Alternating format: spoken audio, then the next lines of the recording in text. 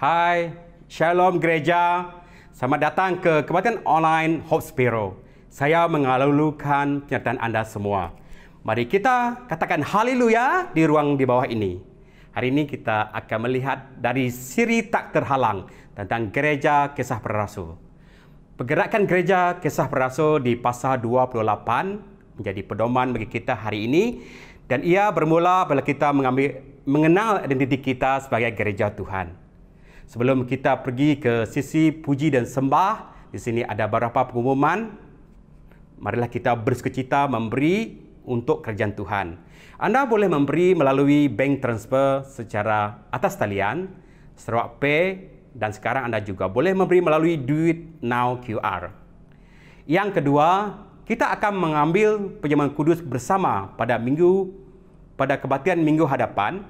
Sila sediakan roti dan minuman untuk perjamuan kudus di ruang masing-masing. Sekian saja pengumuman kita untuk minggu ini. Mari kita fokuskan minda dan hati kita untuk memuji dan menyembah. Haleluya, selamat pagi semua. Anda bersedia bersama saya memuji Tuhan pada pagi ini, amin. Mari kita terus siapkan hati kita, karena Tuhan akan mencurahkan kuasa-Nya ke dalam kamu dan saya, amin. Haleluya.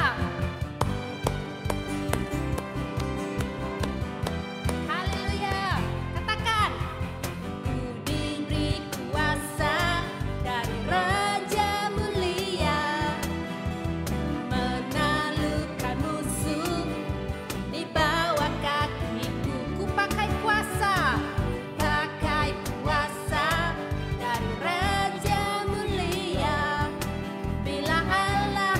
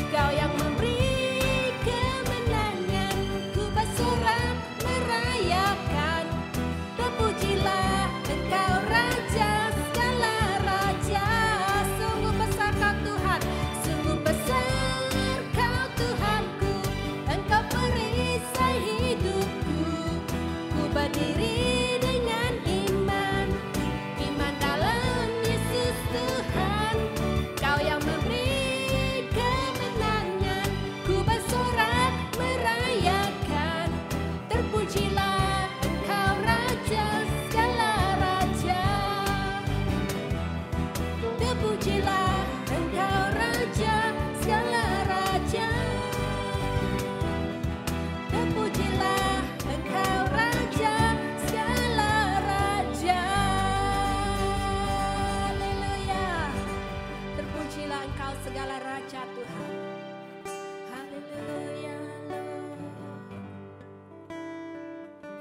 Sungguh besar Kau Tuhanku, Engkau perisai hidupku.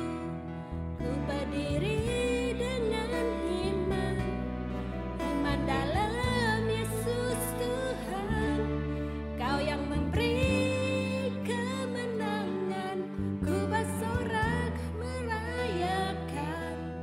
Terpujilah Engkau raja, segala raja. Terpujilah Engkau raja, segala raja.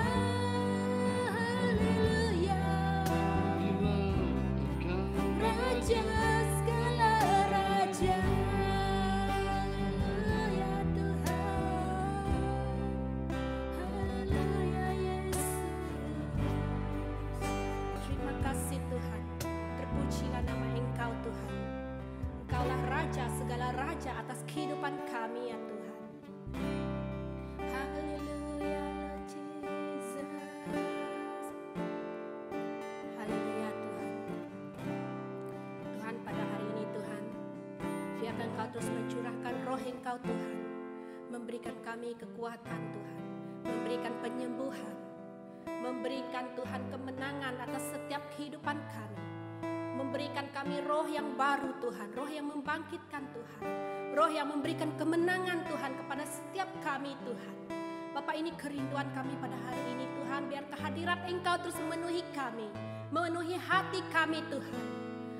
Mengingatkan kami Tuhan, terus dekat kepada Engkau Tuhan. Haleluya Lord Jesus. Biarkan roh Engkau berhembus dalam hati kami, memberikan berhembus Tuhan, memberikan kami penerobosan yang baru Tuhan.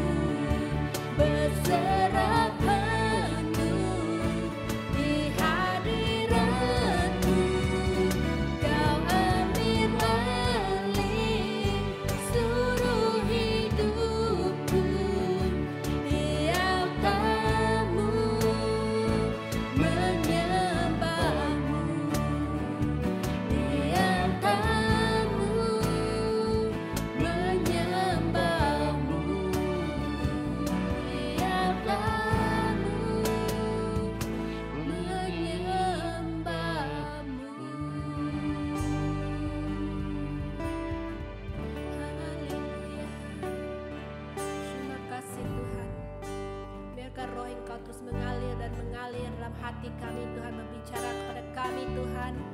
Engkau berbicara kepada kami melalui firman Engkau Tuhan, yang memberikan kami kekuatan, kehidupan yang baru Tuhan di dalam Engkau Tuhan. Terima kasih Yesus. Kami terima kasih Tuhan. Kami serahkan semua ini Tuhan, hanya kami minta dalam nama Yesus Tuhan. Kami telah berdoa. Amin. Shalom kepada semua yang bersama kami di dalam kebaktian online hari ini. Kalau anda menonton secara live, anda boleh type di dalam ruang komen apa breakfast kalian hari ini. Mungkin laksa, mungkin kolomi, sesuka hati. Kami sangat bersyukur pada Tuhan kerana kalian dapat bersama, dan kami percaya anda akan diberkati oleh Tuhan melalui firman Tuhan yang disampaikan pada hari ini. Selama 7 minggu, kita sudah melalui siri tak terhalang yang dipetik dari Kisah Para Rasul. Kisah Para Rasul sebenarnya adalah kisah yang sangat penting kerana kita dapat mempelajari bagaimana gereja Yesus Kristus dimulai melalui rasul-rasul dan umat-umat Yesus di Yerusalem sampai ke seluruh pelosok dunia pada waktu itu. Apa yang rasul-rasul dan umat-umat Yesus hadapi pada ketika itu boleh menjadi pedoman bagi kita hari ini, kerana ada banyak pengalaman dan cabaran yang gereja kita hadapi di masa sekarang, serupa dengan pengalaman dan cabaran yang mereka hadapi pada sekitar itu. Oleh itu, pada hari ini, gereja kita juga berkembang di seluruh dunia, dari Kuching ke Australia, ke Eropah, Afrika ke Amerika, dan sampai ke Jepun dan China. Apakah sikap yang ada pada umat Tuhan dalam Kisah Para Rasul yang dapat kita perhatikan dan pelajari di siri tak terhalang ini sampai mereka terus bersemangat melakukan amanat agung Yesus? Pada hari ini, kita akan lihat melalui firman Tuhan di Kisah Para Rasul pasal 28 ayat 16 ke 31. Kerana masa, kita hanya bacakan ayat 28 ke 31. Kalian dapat membaca keseluruhan pasal 28 dalam waktu sendiri. Amin. Mari kita baca. Kisah Para Rasul pasal 28 ayat 28 sampai 31. Sebab itu kamu harus tahu bahawa keselamatan yang daripada Allah ini disampaikan kepada bangsa-bangsa lain, dan mereka akan mendengarnya. Dan seterusnya Paulus berkata demikian, pergilah orang-orang Yahudi itu dengan banyak perbedaan paham antara mereka. Dan Paulus tinggal 2 tahun penuh di rumah yang disewanya sendiri itu, yang menerima semua orang yang datang kepadanya dengan terus terang dan tanpa rintangan apa-apa, yang memberitakan kerajaan Allah dan mengajar tentang Tuhan Yesus Kristus. Amin. Mari kita berdoa. Bapa di syurga, terima kasih untuk hari ini. Buka hati kami untuk menerima firman-Mu, dan segala jiwa kami dengan kata-kata rema-Mu. Urapi hamba-Mu yang akan menyampaikan firman-Mu, dalam nama Tuhan Yesus. Amin. Daripada Kisah Para Rasul pasal 25 sampai 28, kita memerhatikan Paulus melalui hidup yang penuh dengan cabaran. Dia telah dibelasah, dituduh, dipenjarakan, dibawa ke Roma, di mana kapal dinaikinya tenggelam, serta nyawanya diancam kerana mereka ingin membunuhnya. Tetapi dalam segala keadaan, kita dapat melihat bahawa Paulus telah menjadikan kehidupannya sebagai contoh yang baik kepada mereka yang menyiksanya. Paulus bukan hanya menyelamatkan mereka yang bersama dengan dia, tetapi dia merelakan diri untuk menolong mereka yang menyiksanya. Suatu ketika, setelah mereka menyaksikan mujizat yang berlaku, mereka pun menganggapkan Paulus sebagai seorang dewa. Tetapi kita tahu semua yang berlaku ke atas Paulus bukan kerana kebolehan Paulus sendiri, tetapi Tuhan yang bekerja agar gereja Tuhan berkembang melaluinya. Hari ini, saya yakin seperti Paulus, Tuhan ingin kita berteruskan pergerakan gerejanya di dalam kehidupan kita. Pergerakan gereja Kisah Para Rasul hari ini bermula apabila kita mengenal identiti kita sebagai gereja Tuhan. Oleh itu, mari kita melihat identiti yang perlu kita miliki sebagai gereja Tuhan yang bergerak. Saudara-saudari, hidup kita haruslah menyampaikan kasih Tuhan kepada orang-orang di sekeliling kita. Percakapan kita, tingkah laku kita, dan perbuatan kita adalah kesaksian akan kasih Yesus kepada mereka yang belum mengenal Tuhan. Oleh itu, adalah sangat penting untuk kita selalu mengingatkan bahawa kita adalah gereja Tuhan bagi mereka yang belum mengenal Yesus, supaya melalui hidup kita mereka mengenal kasih Yesus. Saya pernah mendengar tentang seorang gadis Kristian yang bekerja di sebuah syarikat di mana majikan dan rakan sekerja dia bukan Kristian. Ada satu hari, gadis itu berasa sangat gembira memberitakan kepada pastornya bahawa dia sangat senang kerana mendapat tawaran kerja di syarikat yang baru di mana rakan sekerjanya semua adalah Kristian termasuk majikan. Tetapi sebaliknya, pastornya menyarankan kepada gadis itu untuk tetap bekerja di syarikat yang lama kerana gadis itu seperti satu jambatan bagi rakan-rakan sekerja dan majikannya untuk mengenal Kristus, dan itu membuka pemikirannya bahawa dia dapat menuntun rakan-rakan sekerjanya kepada Yesus. Anda adalah sebahagian gereja Yesus Kristus. Gereja Yesus Kristus terdiri daripada semua jemaat-jemaat yang percaya kepada Yesus dan dibaptiskan Roh Kudus. Anda adalah bait Tuhan di mana pergerakan kerajaan Tuhan bermula di hidup Anda. Oleh itu, Paulus mengatakan di 1 Korintius 3, 16-17, begini, "Tidak tahukah kamu bahwa kamu adalah bait Tuhan Allah dan bahwa Roh Allah diam di dalam kamu? Jika ada orang yang membinasakan bait Allah, maka Allah akan membinasakan dia. Sebab bait Allah adalah kudus dan bait Allah itu ialah kamu." Amin. Paulus mengingatkan kepada kita untuk hidup saleh dan kudus seperti bait Tuhan yang saleh dan kudus. Oleh itu, apabila musuh-musuh Paulus melihat kehidupan Paulus, mereka akan merasa segan dengan perbuatan mereka sendiri dan mereka akan bertobat dan menerima Yesus. Apabila seorang mengasihi Yesus, dia akan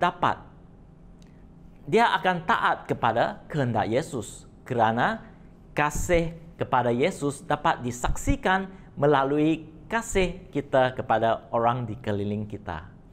Bayangkanlah jika saya memandu kereta dengan laju di jalan raya dan memotong jalan di depan kereta dengan mengejut tanpa signal. Saya pasti banyak pemandu di jalan raya akan rasa marah terhadap saya. Dan bayangkanlah pada hari Ahad, salah seorang pemandu nampak saya berkhotbah di FB Live tentang kasih Tuhan. Kamu rasa apakah yang akan dikatakan oleh orang tersebut? Saya yakin mereka akan mengatakan, orang Kristian adalah hipokrit dan tidak dapat dipercaya. Dan mereka tentu akan menolak apa saja kongsian tentang kasih Yesus. Betul kan? Oleh itu, Paulus mengatakan di 1 Korintius 13, "Sekalipun aku mempunyai karunia untuk menubuat dan aku mengetahui segala rahsia dan memiliki seluruh pengetahuan, dan sekalipun aku memiliki iman yang sempurna untuk memindahkan gunung, tetapi jika aku tidak mempunyai kasih, aku sama sekali tidak berguna." Amin. Percakapan kita, kelakuan kita dan pemikiran kita adalah sangat penting dimanapun kita berada. Dan kadang-kadang kita mungkin tersilap dan melakukan kesalahan. Ingat bahawa Tuhan kita baik dan apa yang harus kita lakukan adalah bertobat dan mengizinkan Tuhan untuk menegur dan mengubahkan sikap dan perbuatan kita yang tidak benar. Pada hari ini, saya ingin mengatakan, anda adalah gereja Yesus Kristus. Ya? Saya ingin mencabar kita untuk bermula pada hari ini untuk mengekalkan kesalehan dalam kehidupan kita supaya baik Tuhan di dalam hidup kita tidak tercemar. Bagi para pemimpin di gereja pengharapan, biar saya katakan, anda adalah gereja Yesus Kristus. Dan sebagai jemaat Tuhan, tak kira pekerja, pelajar atau ibu bapa dan sebagai seorang anak, anda adalah gereja Yesus Kristus. Boleh kamu type di ruang komen, saya adalah gereja Yesus Kristus. Amin. Saudara-saudari, saya nak ingatkan bahawa hidup saleh dan suci tidak dapat dicapai secara rualan, tetapi ia harus dimulai dari hati kita, iaitu apabila kita bertekad untuk mendekati dengan Tuhan. Oleh itu, Yesus telah mengatakan dia akan membantu kita untuk hidup benar dengan mengantarkan Roh Kudus kepada kita. Dan itu membawa kita kepada poin yang kedua. Hidup yang dipimpin oleh Roh Kudus. Sikap yang kedua untuk pergerakan gereja Kisah Para Rasul hari ini adalah hidup yang dipimpin oleh Roh Kudus Tuhan. Paulus dapat mengharungi segala cabaran, bukan kerana Paulus adalah seorang yang luar biasa, tetapi kerana kuasa Roh Kudus yang ada pada dia. Di Kisah Para Rasul 9, Paulus telah dibaptiskan Roh Kudus oleh Ananias. Ia mengatakan sebegini, lalu pergilah Ananias ke situ dan masuk ke rumah itu. Ia menumpangkan tangannya ke atas Saulus, katanya, Saulus saudaraku, Tuhan Yesus yang telah menampakkan diri kepadamu di jalan yang engkau lalui telah menyuruh aku kepadamu supaya engkau dapat melihat lagi dan penuh dengan Roh Kudus. Dan seketika itu juga seolah-olah selaput gugur dari matanya sehingga ia dapat melihat lagi. Ia bangun lalu dibaptis dan setelah ia makan pulihlah kekuatannya. Saudara-saudari, sebelum Paulus dapat melakukan pekerjaan yang besar dengan kuasa Tuhan, Tuhan melakukan perkara yang luar biasa di dalam kepribadian Paulus terlebih dahulu. Apabila Roh Kudus tinggal di hati Paulus, dia akan memulai pekerjaan yang luar biasa di dalam hidup Paulus. Contohnya, sebelum Paulus menerima Roh Kudus, dia adalah seorang Farisi yang sombong, angkuh, tidak bersimpati, dan dikatakan sebagai seorang Yahudi yang lebih antara orang Yahudi. Tetapi, selepas Roh Kudus bekerja di dalam hidup dia, kepribadian Paulus berubah 180 darjah kepada seorang yang lembut, bersimpati dan penuh dengan kasih.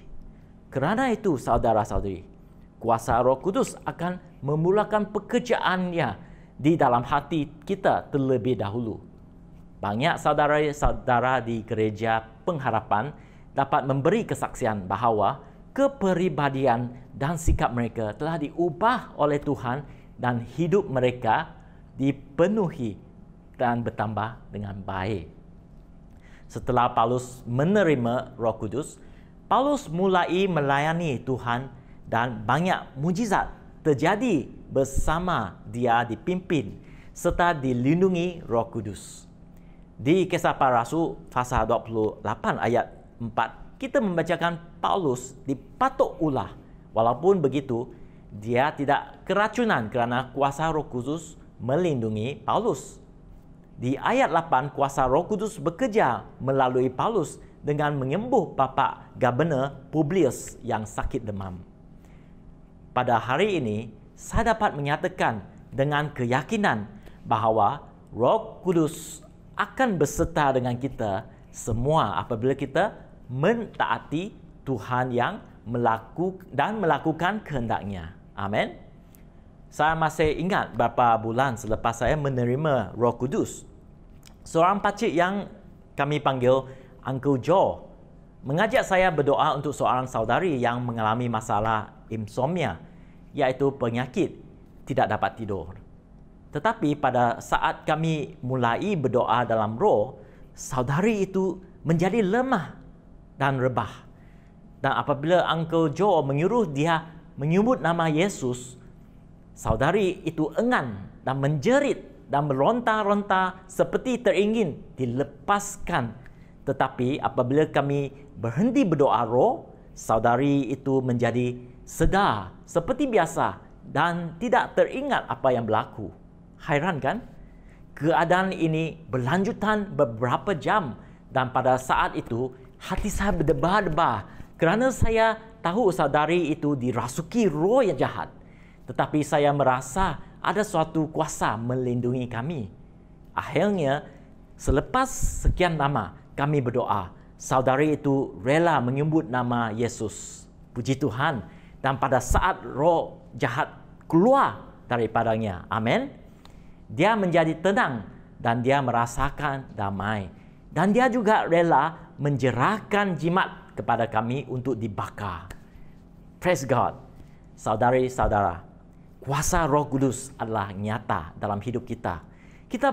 Oleh itu, janganlah kita takut akan kuasa-kuasa roh jahat dan juga keadaan di keliling kita. Amin. Mintalah pada Tuhan dan dengan pimpinan Roh Kudus, saya pasti dapat dilepaskan dari belenggu dan pengaruh yang jahat. Sampai ke hari ini, saya telah banyak sekali menyaksikan pelepasan roh jahat, penyembuhan dan mujizat-mujizat melalui Roh Kudus yang bergerak di dalam gereja. Amin. Saudara-saudari, kuasa Roh Kudus adalah nyata. Dan mungkin pada hari ini, Anda berada di dalam keadaan yang rumit dan mencabar. Mungkin Anda ingin satu penerobosan atau breakthrough dalam pekerjaan, pelajaran, keuangan atau perhubungan. Janganlah Anda berputus asa. Fokus pada Tuhan dan mintalah penerobosan dengan kuasa Roh Kudus. Amin. Sikap yang ketiga untuk pergerakan gereja Kisah Para Rasul hari ini ialah melalui kelakuan kita yang berpusat kepada misi Tuhan. Walaupun Paulus pergi ke Roma kerana beliau ingin berjumpa Kaiser atas tuduhan terhadap beliau, tetapi sebenarnya Paulus juga ingin menyampaikan Injil kepada orang Yahudi di Roma. Pada ayat 28 yang kita bacakan, Paulus telah sampai ke Roma dan berjumpa dengan kumpulan Yahudi untuk memberitakan Injil tentang Yesus. Pada hari ini, gereja Tuhan harus berpusat kepada misi Tuhan, iaitu amanat agung Tuhan. Di Matius 28 ayat 18, Yesus mendekati muridnya dan berkata, "Kepadaku telah diberikan segala kuasa di syurga dan di bumi. Kerana itu pergilah, jadikanlah semua bangsa muridku dan baptislah mereka dalam nama Bapa, Anak dan Roh Kudus. Dan ajarilah mereka melakukan segala sesuatu yang telah kuperintahkan kepadamu. Dan ketahuilah, aku menyertai kamu senantiasa sampai ke akhir zaman." Amin. Apabila kita melayani Tuhan dengan melakukan amanat agung, Yesus mengatakan bahawa Dia akan menyertai kita senantiasa sampai kepada akhir zaman. Pada waktu saya menyertai gereja, saya menyertai kumpulan kecil pekerja. Dan suatu soalan yang selalu timbul di antara kami adalah bagaimana seorang pekerja ada masa yang mencukupi untuk melayani Tuhan. Sebenarnya, soalan ini hanya akan timbul jika kita menganggap pelayanan hanya dapat kita lakukan pada waktu luang kita sahaja. Tetapi jika kita melihat keseluruhan hidup kita berpusat kepada misi Tuhan, maka waktu kita bekerja juga adalah waktu melayani Tuhan. Sebenarnya, dalam budaya orang Yahudi, tidak ada perbezaan di antara melayani Tuhan dan pekerjaan, kerana pekerjaan mereka adalah melayani Tuhan. Oleh itu, Paulus mengatakan di Kolose 3:23, apapun juga yang kamu perbuat, perbuatanlah dengan segenap hatimu seperti untuk Tuhan dan bukan untuk manusia. Amin. Saya pernah mendengar kesaksian seorang saudara di gereja kita yang menjual serbuk kopi. Dia mengatakan bisnesnya diberkati Tuhan kerana dia menganggap bisnesnya sebagai tempat misi. Setiap hari sebelum menghantar serbuk kopi, dia akan menumpang tangan ke atas serbuk kopi. Dia akan berdoa agar Tuhan akan menggunakan kopi dia untuk menyampaikan kasih Yesus. Saya tidak pasti bagaimana cara Tuhan dapat melakukan, tetapi saya pasti bahawa Tuhan yang memakai sapu tangan Petrus atau bayangan Paulus untuk menyembuh orang juga dapat memakai serbuk kopi untuk menyampaikan kasih Tuhan. Amin. Pada hari ini, Tuhan ingin kita melakukan misinya dimanapun kita berada dan dalam apapun keadaan kita. Mungkin pada hari ini kita ingin melakukan misi Tuhan di tempat kerja, tetapi anda mungkin tidak tahu bagaimana caranya. Saya ingin kita bermula dengan berdoa. Pada saat kita berdoa, kuasa Tuhan akan mulai bekerja untuk menerobos tempat-tempat gelap. Berdoa kepada Tuhan untuk membuka peluang bagi kita. Amin.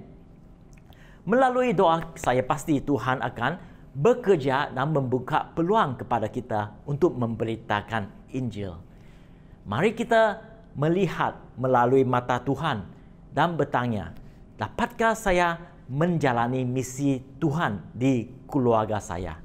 Jawapannya adalah ya dan amin. Dapatkah saya melakukan misi di rumah panjang saya? Jawapannya adalah ya dan amin.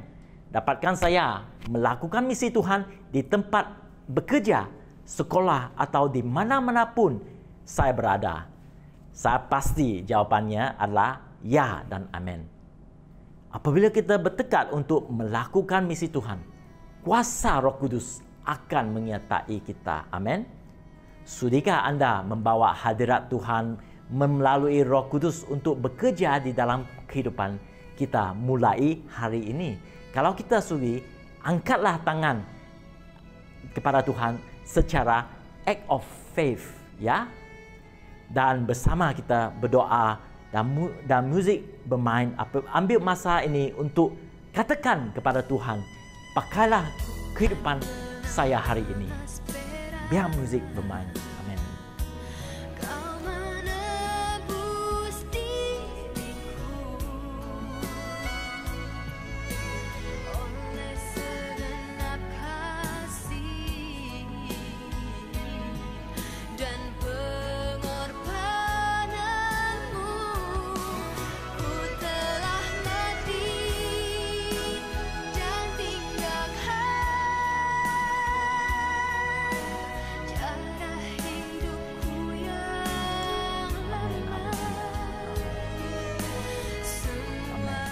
Tuhan, terima kasih kerana Engkau memanggil kami keluar dari kegelapan kepada terang-Mu yang ajaib. Jadikanlah kami baik suci-Mu, Tuhan. Kami mau hidup benar dan kudus di hadapan-Mu sehingga kami dapat menjadi saksi-Mu dan memberitakan Injil dimanapun kami berada dengan bersandar kepada Roh Kudus. Jadilah kami gereja-Mu yang tak terhalang. Dalam nama Yesus kami katakan, amin.